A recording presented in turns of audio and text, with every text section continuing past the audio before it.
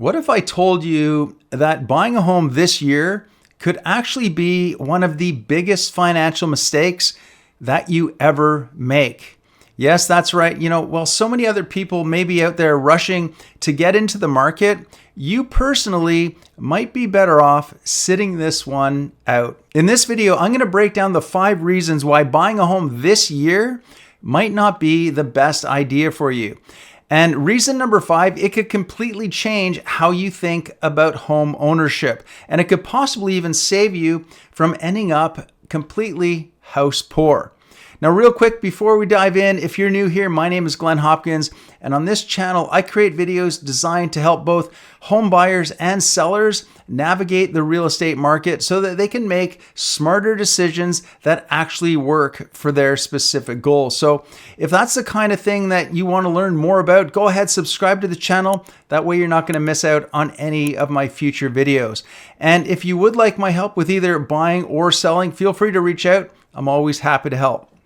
Okay, so let's go ahead and get started with the 5 reasons why not buying a home this year might actually be the smartest move for you to make. Now, reason number 1 is you're not going to be in it for the long haul. So if you're not planning to stay in the market and stay in your home for at least 3 to 5 years, buying this year might not be your best move. And that's because real estate is more of a long-term game.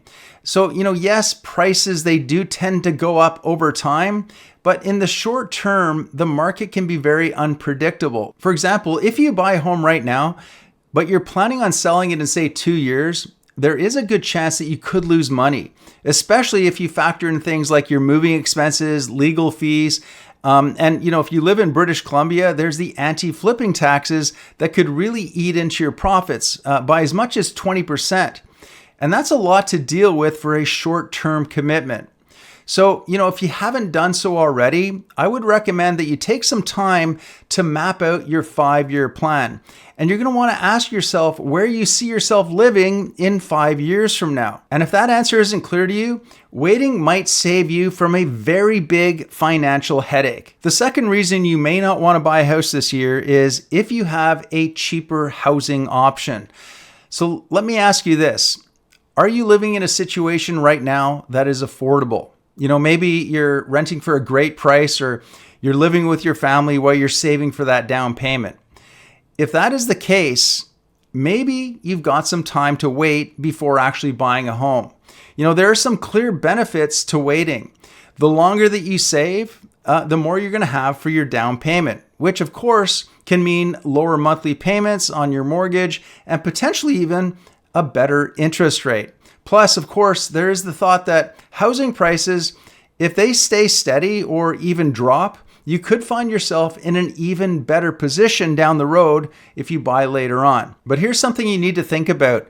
If housing prices do rise quickly, and we all know they have in the past, the market might just outpace your savings. And if that's the case, waiting could make home ownership even more out of reach than it already might feel. So, while saving is always going to be a smart move, it is important to keep an eye on the market, understand the trends, and make sure that your strategy is going to align with what's happening in your specific area.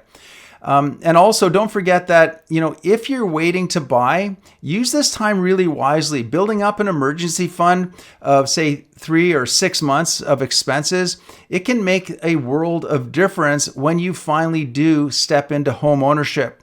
Having that cushion is going to make things far less stressful for you if something unexpected happens. The third reason you might not want to buy a house this year is if you need more flexibility. So, if you're the type of person who loves the freedom to pick up and move whenever an opportunity comes your way, that's something you need to think about. So, if you're renting, that might be a better option for you, at least for now anyways, because it's going to give you the flexibility to move really quickly. And whether that's for a job or if you want to do some traveling, or even if it's just because you want some sort of a change of scenery.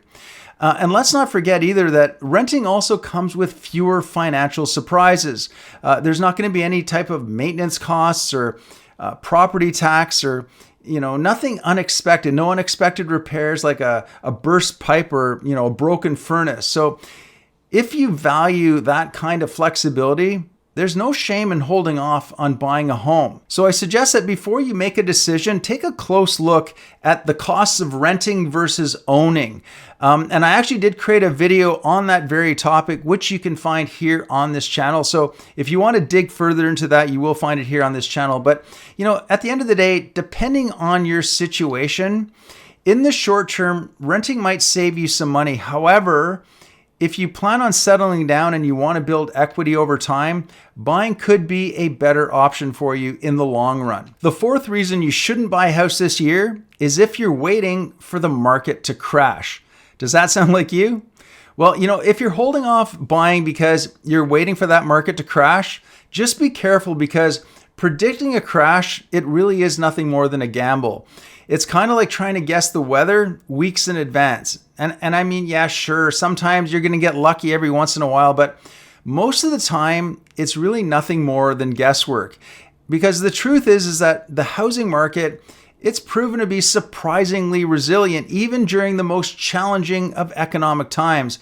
And so, if you're sitting on the sidelines just waiting for prices to plummet, you could end up missing out on opportunities that are right in front of you. So instead of trying to time the market, which really anything more than 2 to 3 months out is nothing more than guesswork, remember this: the real secret is spending time in the market. Because the longer you're going to hold real estate, the lower your risk will be, and of course, the higher your return will be over time. Which means the sooner that you get into a home, the sooner you find a home that fits your needs and of course your finances, the sooner you're going to be able to start building equity, regardless of what the market is actually doing. Which leads us to the fifth reason why you shouldn't buy a house this year, and that is if it's going to stretch you too thin financially. So you need to be honest with yourself here. Can you actually afford everything that comes with home ownership? I'm not just talking about the mortgage either. There's so much more. There's the property taxes, maintenance, repairs. There's also insurance to think about. And let's be honest, owning a home, it can sometimes feel like you're taking on a second job.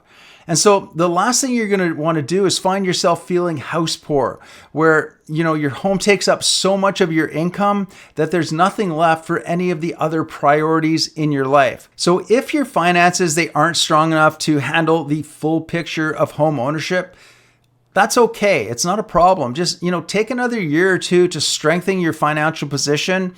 And that could make a world of difference for you. And, maybe take a moment to search on Google and find a home ownership cost calculator. And that way you can see the real numbers. It's really easy to focus in on just the mortgage payment itself. But when you look at the total costs, you're going to have a much clearer picture on what it is that you can actually afford. But here's the thing. These 5 reasons aren't the only factors to think about when deciding whether or not this is the time to buy a home. There is one other question that could completely change your perspective on whether this is the right time to buy. And if you're wondering what it is, I want you to keep an eye out for my upcoming video where I'm going to dive into it. In the meantime, if you want to chat about your unique situation, feel free to book a call with me. We can have a chat.